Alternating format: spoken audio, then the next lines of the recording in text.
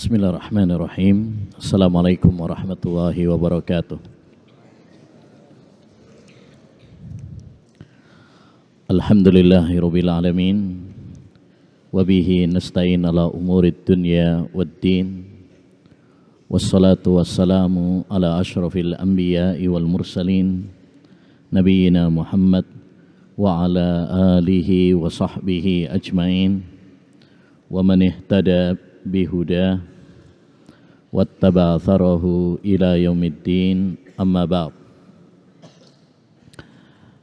Ayyuhal ikhwah wal akhwat, kaum muslimin wal muslimat yang semoga senantiasa dirahmati dan diberkahi oleh Allah Subhanahu wa taala. Alhamdulillah, kembali kita dipertemukan oleh Allah Subhanahu wa taala dalam kajian kita pada pembahasan kitab Al-Iqtisad fil I'tiqad atau Aqidatu Al-Hafidh Abdul Ghani Al-Maqdisi rahimahullahu ta'ala. Baik, kita selesaikan muqaddimah dari penulis dan selanjutnya kita akan beralih ke kitab At-Tajridus Sharih Sahih Al-Bukhari. Jadi Senin dan Rabu mulai depan, pertemuan depan, kita akan membaca kitab Siyam dari At-Tajridus Sharih. Adapun pada pembahasan kali ini kita akan menyelesaikan muqaddimah dari penulis. InsyaAllah ta'ala nanti akan kita lanjutkan lagi setelah Ramadan. Bismillahirrahmanirrahim. Rawa Tariq ibn Shihab qala, dari Tariq bin Shihab beliau mengatakan, Ja'a Yahudiyun ila Umar bin Al-Khattab radhiyallahu an. Ada seorang Yahudi datang kepada sahabat Umar bin Khattab radhiyallahu an. Faqala, beliau mengatakan, dia mengatakan, Yahudi tersebut, Ya Amirul Mu'minin, wahai Amirul Mu'minin, ayatun fi kitabikum taqra'unaha, sebuah ayat di dalam kitab kalian membacanya. Lau alaina ma'syaral yahud nazalat na'lamul yawma alladhi nazalat fi lattahatna dhalikal yawma ida. Sebuah ayat di dalam kitab kalian yaitu Al-Quran, andaikan ayat tersebut diturunkan kepada kami orang-orang Yahudi dan kami tahu kapan ayat tersebut diturunkan, kami akan jadikan hari diturunkannya ayat tersebut sebagai hari perayaan. Qala ayyu ayatin, ayat apakah itu? Qala al-yawma akmaltu lakum dinakum. Kata orang Yahudi tersebut, yaitu ayat pada hari ini telah aku sempurnakan agama kalian. Wa atmamtu alaikum ni'mati, dan aku sempurnakan nikmatku atas kalian. Wa raditu lakumul Islam madina, dan aku ridho Islam sebagai agama kalian. Faqal, maka Umar kemudian mengatakan, Inni la a'lamu al-yawma alladhi nazalat, aku tahu hari kapan ayat tersebut diturunkan. Wal makan, demikian juga tempatnya, tempat diturunkannya ayat tersebut. Nazalat ala Rasulillahi sallallahu alaihi wasallam, ayat tersebut diturunkan kepada Rasulullah sallallahu alaihi wasallam. Wa nahnu bi Arafah, sedangkan kami saat itu sedang di Arafah, ya, yaitu untuk melakukan wukuf pada saat haji, yaitu Hajjatul Wada. Asyiyata Jum'ah, sore hari Jumat. Athar ini diriwayatkan oleh Imam Al-Bukhari dan Imam Muslim dan sanadnya sahih, yang menggambarkan kepada kita tentang keagungan agama Islam dan kemuliaan ayat yang mulia ini yang menandakan dan menunjukkan kepada kita tentang kesempurnaan agama Islam. Pada pembahasan sebelumnya, penulis telah membahas tentang sumber akidah, yaitu Al-Quran dan Sunnah. Kemudian membawakan athar yang mulia ini, yang menunjukkan kepada kita bahwa Islam ini telah sempurna. Al-Quran telah sempurna, hadis-hadis Nabi telah sempurna, ya, karena Allah Subhanahu wa taala menjaga Al-Quran. Inna nahnu nazzalna dzikra wa inna lahu lahafidhun. Sesungguhnya kami menurunkan Al-Quran dan kami yang menjaga Al-Quran. Surat Al-Hijr ayat 9. Ya, jadi Al-Quran ini dijaga oleh Allah Subhanahu wa taala. Sempurna. Tidak ada yang kurang di dalamnya. Oleh karenanya ayat ini juga merupakan bantahan kepada paham orang-orang Syiah, Rafidah, yang mengatakan bahwasanya Al-Quran ini masih banyak kekurangannya. Ya, bahkan tokoh mereka An-Nuri punya buku judulnya Faslul Hitab fi isbati tahrifi kitabi Rabbil Arbab. Ya, penjelasan yang memuaskan tentang penyelewengan dalam kitab Rabbil Arbab, yaitu Al-Quran. Jadi ini orang Syiah yang mengatakan bahwasanya Al-Quran ini apa? Ya, masih banyak kekurangannya. Dan ini tentu saja bertentangan dengan ayat yang mulia ini. Al-yauma akmaltu lakum dinakum.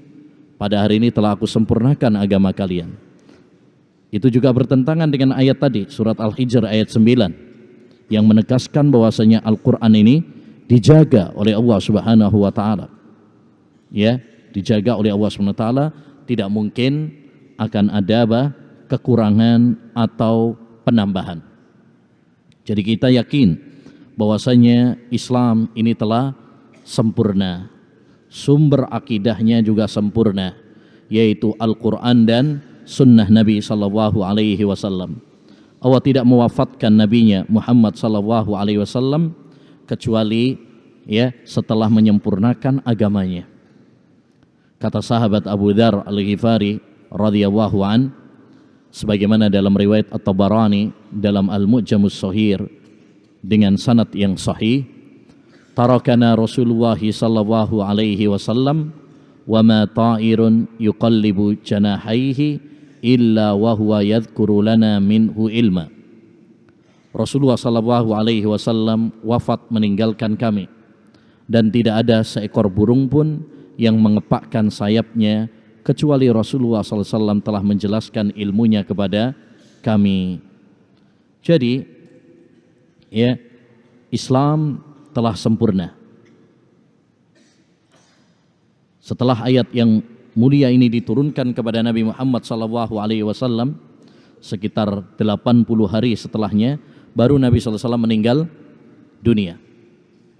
Ya, jadi Islam agama yang sempurna, agama yang komplit, baik dalam masalah akidah, baik dalam masalah ibadah, baik dalam masalah sosial, akhlak, ya, baik masalah politik, baik masalah ekonomi, transportasi, ya, hukum pidana, semuanya sudah dibahas.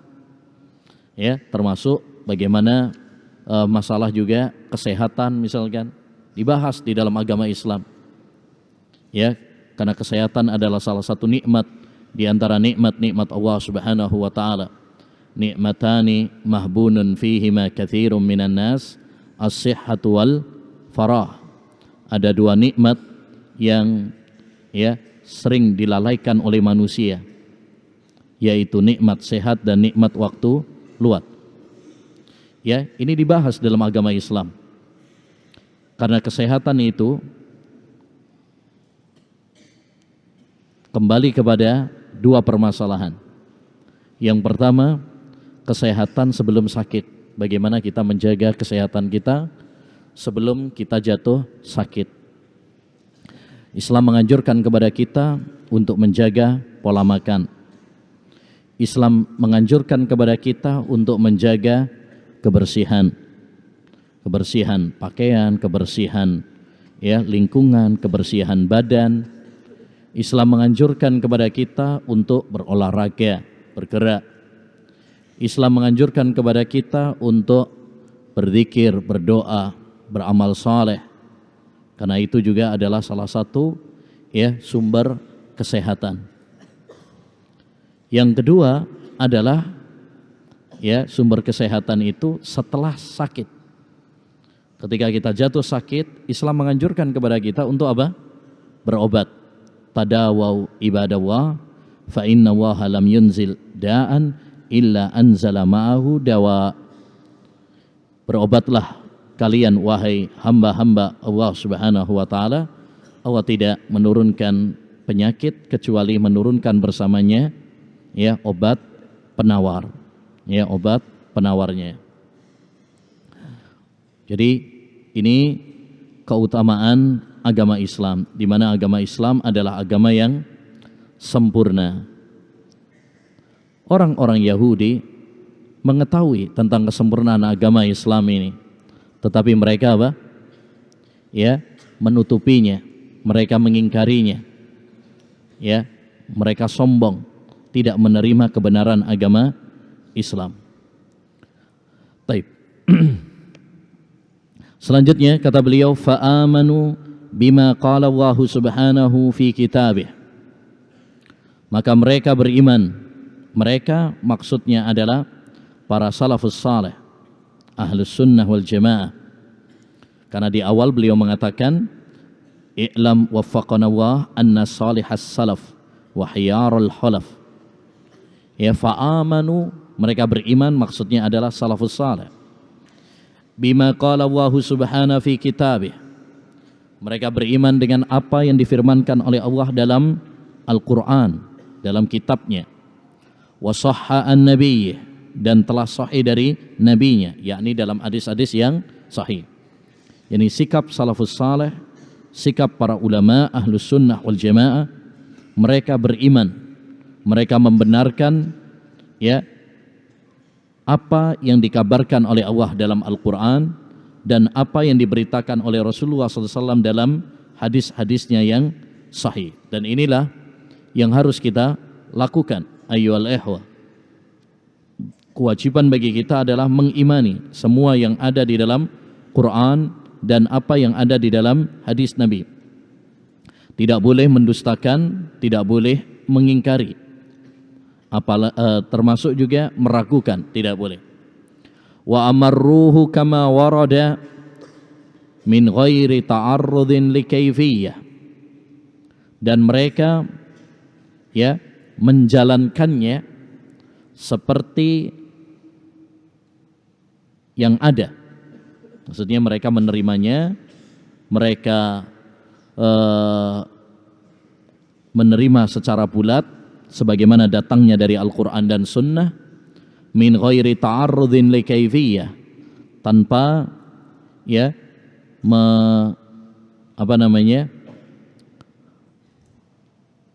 pengen tahu tentang kaifiyahnya, bagaimananya, tidak menyibukkan diri tentang memikirkan bagaimananya.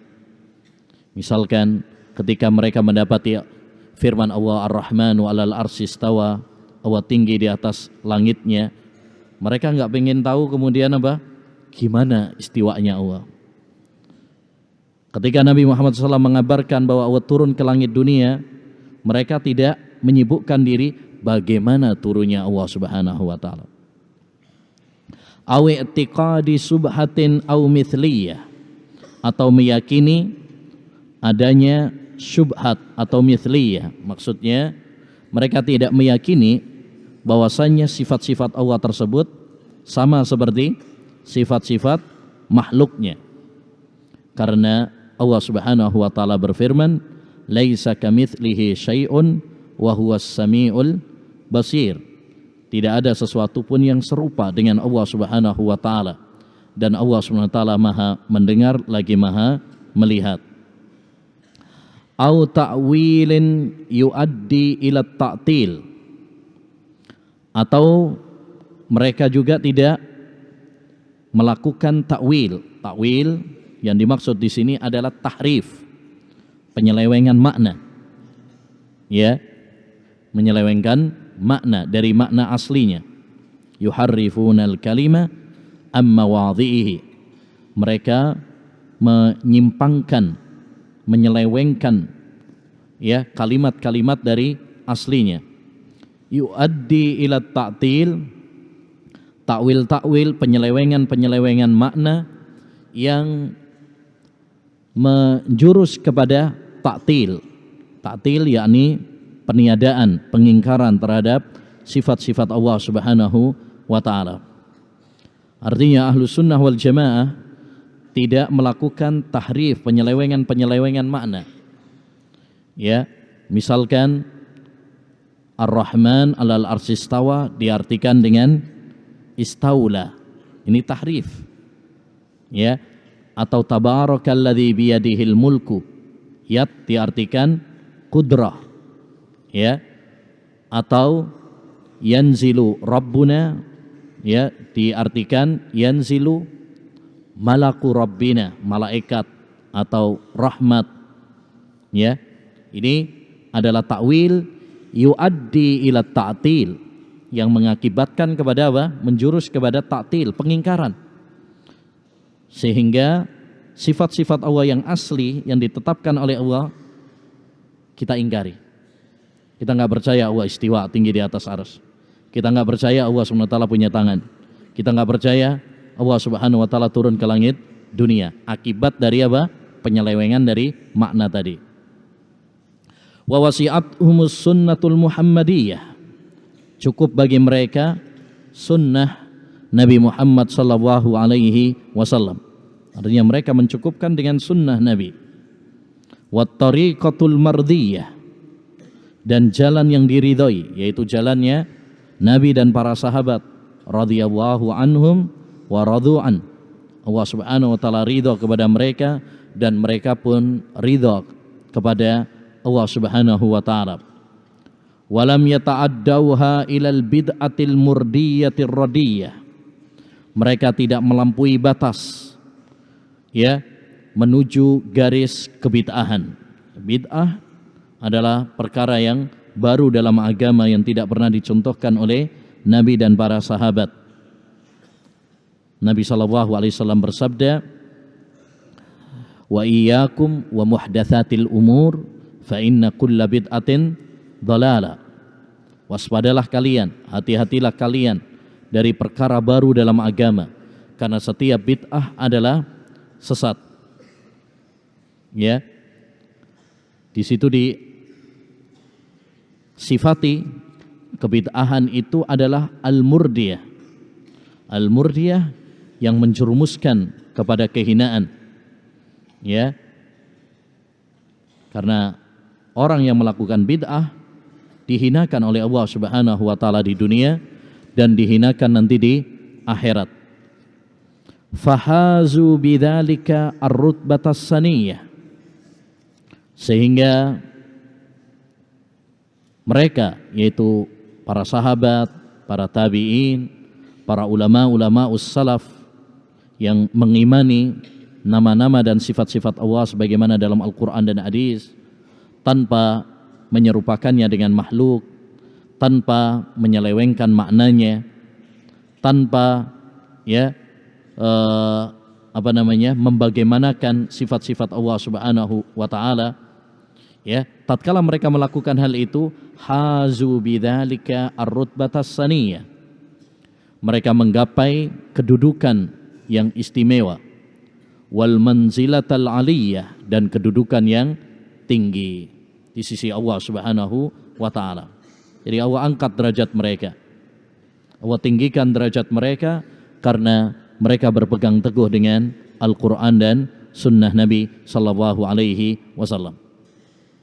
Intinya, ayyuhal ikhwah, kalau kita ingin keselamatan dalam masalah akidah, ikutilah metode jalan yang digariskan oleh Nabi dan para sahabat, karena itu yang selamat. Adapun orang-orang yang menyimpang dari Al-Quran dan Sunnah Nabi Sallallahu Alaihi Wasallam, terutama dalam masalah akidah, maka mereka akan tersesat. Wa may yushakkikir rasula min ba'di ma tabayyana lahul huda wa yattabi' ghaira sabilil mu'minin nuwallihi ma tawalla wa nuslihi jahannama wa sa'at masira. Orang-orang yang menyimpang dari Rasul, menyelisihi Rasul dan tidak mengikuti jalannya orang-orang yang beriman, jalannya para sahabat, maka kami akan sesatkan dia, dan kami akan campakkan dia ke neraka Jahannam. Jadi siapa yang ingin mengikuti jalan keselamatan, hendaknya dia mengikuti jalannya Nabi dan para sahabat. Niscaya dia akan selamat, terutama dalam masalah akidah, terutama lagi dalam masalah tauhid al-asma was sifat. Kenapa demikian? Karena banyak yang menyimpang dalam tauhid al-asma was sifat. Taib. Alhamdulillah, muqaddimah penulis sudah kita selesaikan. Insyaallah taala nanti kita akan lanjutkan pada pertemuan berikutnya. Untuk mulai Senin depan kita akan membaca kitab Siyam, Jadi Senin dan Rabu untuk membawa kitab Tajridu As-Sharih.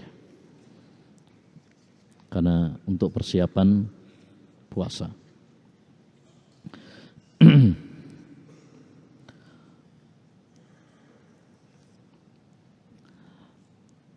Ustaz barakallahu fiik wa fiikum barakallahu. Apakah kita boleh ketika bersumpah mengatakan walladzi nafsi biyadih? Apa ini hanya kekhususan bagi Nabi? Al-aslu adamul khususiyah. Hukum asalnya tidak khusus bagi Nabi sallallahu alaihi wasallam. Apa yang dilakukan oleh Nabi berarti boleh juga dilakukan oleh umatnya. Siapa yang mengatakan bahwa itu khusus bagi Nabi sallallahu alaihi wasallam, maka dia dituntut untuk mendatangkan dalil. Karena hukum asalnya apa yang dilakukan Nabi berarti boleh juga untuk dilakukan oleh umatnya. Laqad kana lakum fi Rasulillahi uswatun hasanah. Sungguh pada diri Rasulullah sallallahu alaihi wasallam itu suri tauladan yang baik. Suri tauladan yang baik. Bahkan ketika Allah Subhanahu wa taala merintah atau melarang Nabi Muhammad sallallahu alaihi wasallam, kita perhatikan bahwa itu ada sebagian konteks kalimatnya yang dimaksud adalah umatnya. Contoh, perhatikan ketika Allah SWT mengatakan wala taqul lahuma uff wala tanharhuma. Di situ yang diajak bicara siapa? Dhamirnya Nabi sallallahu alaihi wasallam. Wala taqul lahuma, dhamirnya anta. Tapi kita tahu ketika ayat ini diturunkan kepada Nabi Muhammad, kedua orang tua Nabi enggak ada. Berarti yang diperintahkan dalam ayat tersebut atau larangan tersebut intinya malah kepada siapa? Umatnya. Intinya adalah pada umatnya. Jadi ini kaidah penting bahwa hukum asalnya apa yang dilakukan oleh Nabi berarti boleh juga dilakukan oleh umatnya. Siapa yang mengatakan itu khusus bagi Nabi, maka dia dituntut mendatangkan dalil, dituntut untuk mendatangkan dalil. Jadi boleh seorang mengatakan walladzi nafsi biyadi, karena ini yang dimaksud juga adalah Allah Subhanahu wa taala. Demi zat yang jiwaku berada di tangannya. Jiwa kita semuanya berada di tangan siapa? Allah Subhanahu wa taala. Nah.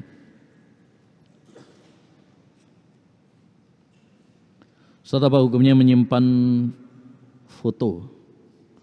Karena ada dalil bahwa Jibril tidak masuk ke rumah Nabi karena ada gambar di bawah kasur Nabi. Apakah ini mutlak atau bagaimana? Foto-foto yang tidak mendesak, bukan darurat, maka tidak boleh untuk disimpan. Foto untuk misalkan kenangan. Masuk dalam keumuman hadis Nabi SAW, la tadkhulul malaikatu baitan fihi suratun wa qalb. Malaikat tidak masuk rumah yang di dalamnya ada gambar. Demikian juga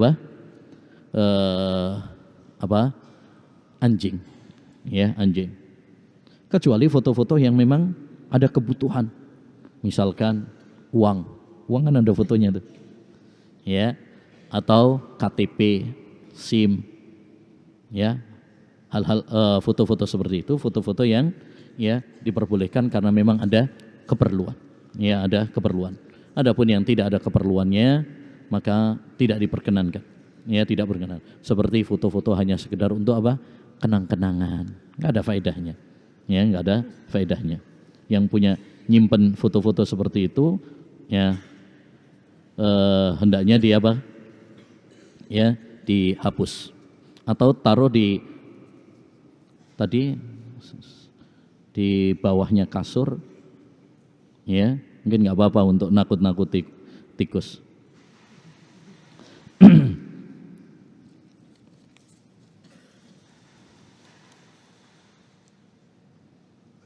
Taib, apa maksud tauhid rububiyah mengharuskan tauhid uluhiyah? Konsekuensi, ya, tauhid rububiyah mustalzimun li tauhidil uluhiyah. Maksudnya konsekuensi, orang yang menetapkan tauhid rububiyah, konsekuensinya hendaknya dia mengimani juga tauhid uluhiyah.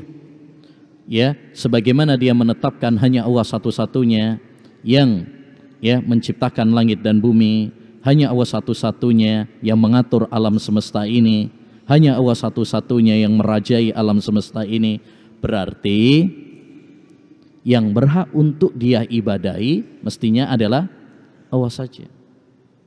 Itu sebuah konsekuensi, ya, sebuah konsekuensi. Nah, tapi kebanyakan orang, ya, kebanyakan orang tidak melakukan hal itu. Seperti orang-orang kafir Quraisy, mereka mengimani tauhid rububiyah tapi tidak mempraktekkan tauhid uluhiyah. Oleh karenanya Allah Subhanahu wa taala sering mengingkari mereka, afala ta'qilun? Apakah kalian tidak berakal? Mestinya orang yang menetapkan tauhid rububiyah mestinya juga menetapkan tauhid uluhiyah. Konsekuensinya seperti itu.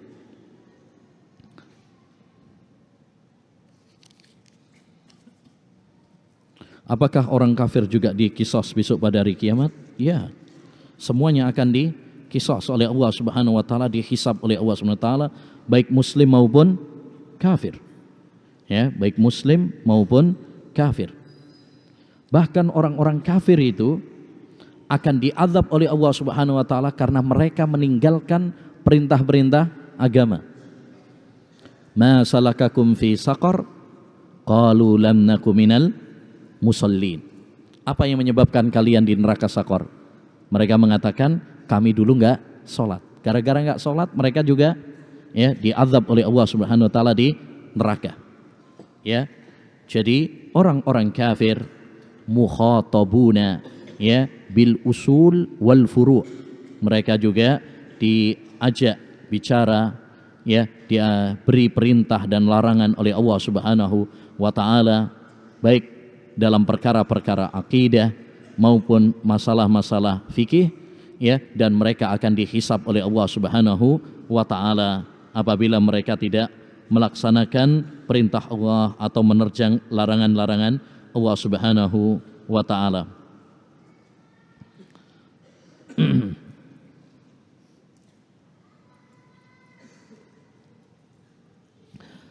Bagaimana sikap yang benar saat ada yang memuji diri kita?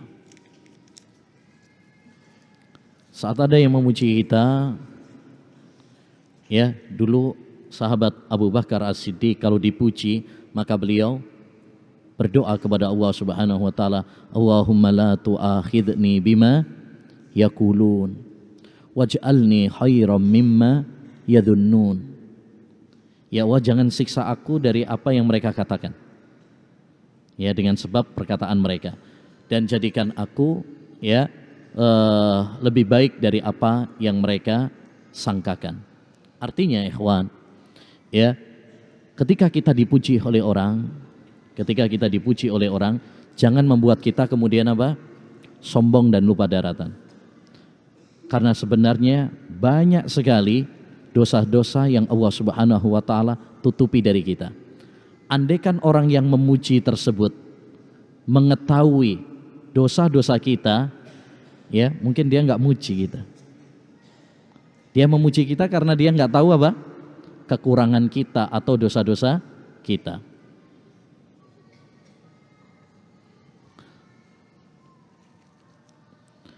Taib. Jadi kalau memang ada yang memuji, ya hendaknya bagi kita untuk tidak apa, ya tidak terlena dengan pujian tersebut, tidak terlena dengan pujian tersebut, sebagaimana kita tidak sedih ketika ada orang yang membuli kita, mencela kita. Al-Imam Al-Bukhari rahimahullah pernah mengatakan tentang tanda orang yang ikhlas adalah man kanal madihu wadzamu indahu sawa. Orang yang ketika dipuji dan dibuli sama. Artinya nggak berpengaruh pada dia. Ya. Dipuji nggak terbang, dibuli nggak meradang. Nah gitu. Apakah termasuk istidrat saat seorang memiliki ilmu namun digunakan untuk kemaksiatan dan kezaliman? Iya. Ya, ilmunya berarti tidak bermanfaat. Ilmu yang bermanfaat adalah ilmu yang membuahkan khasyatullah. Ilmu yang membuahkan amal saleh. Ya. Setiap ilmu yang justru menjauhkan kita dari Allah Subhanahu wa taala, maka itu berarti ilmu yang tidak bermanfaat. Kullu ilmin la yazidul imana quwwatan wa thabatan fahuwa madhul. Kata Imam Ibnul Qayyim rahimahullah, setiap ilmu yang tidak menambahkan iman dan amal saleh pada dirimu, maka itu adalah ilmu yang ya palsu. Ya, ilmu yang palsu.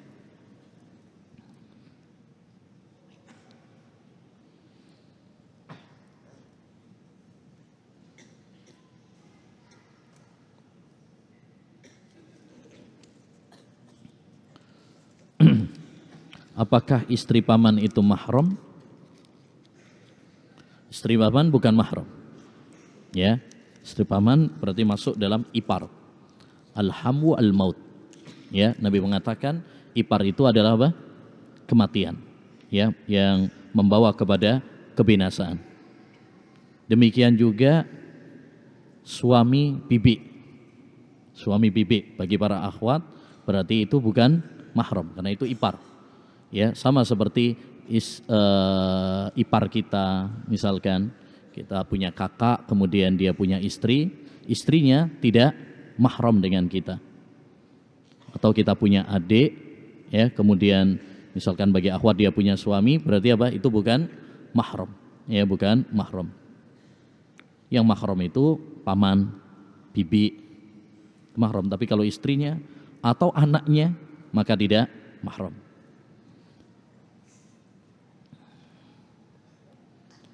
Ustaz, tolong doakan kami para santri agar istiqomah di atas jalan menuntut ilmu dan apa ini?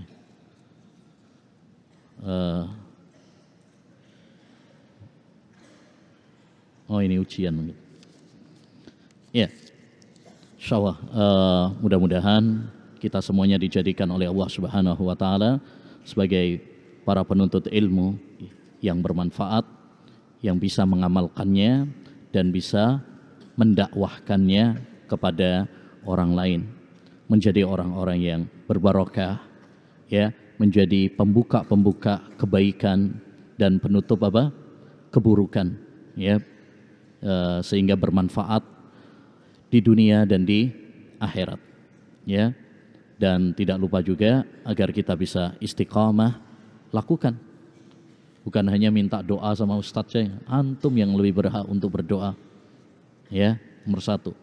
Yang kedua, lakukan sebab-sebab agar kita bisa istiqamah dalam menuntut ilmu dengan mencari teman-teman yang baik, ya, kemudian terus belajar ilmu, ya, memotivasi diri kita dengan kisah-kisah para ulama, ya, dan lain sebagainya.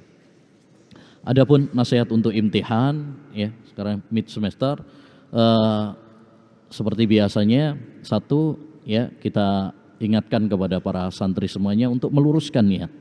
Ya, ketika imtihan antum niatkan apa? Untuk murojaah, mengulang. ya, mengulang ilmu yang sudah didapatkan dari para ustadz, ya, karena sebagaimana kita rasakan sendiri kalau nggak ada imtihan itu biasanya malas untuk murojaah. Nah, ini kesempatan bagi kita untuk apa? Murojaah, mengulang. Karena ilmu itu jika tidak diulang akan hilang. Ya, Al-Imamul Bukhari rahimahullah, sekelas beliau pernah ditanya apa rahasianya kenapa ilmu beliau sangat kuat. Bahkan beliau digelari dengan Jabalul Hifdzi, ya, orang yang hafalannya seperti gunung, saking kuatnya. Beliau mengatakan apa? Bi'idmanin nazar. Karena sering membaca, sering mengulang. Ya, sering mengulang. Taib. Yang kedua, banyak doa. Banyak doa. Ya, doa penting terutama waktu-waktu yang mustajab, ya, antara adzan dan qomat, ketika sujud, ya, sepertiga malam terakhir, bangun. Kemudian persiapkan dengan baik. Tapi jangan terlalu over, ya, jangan terlalu over.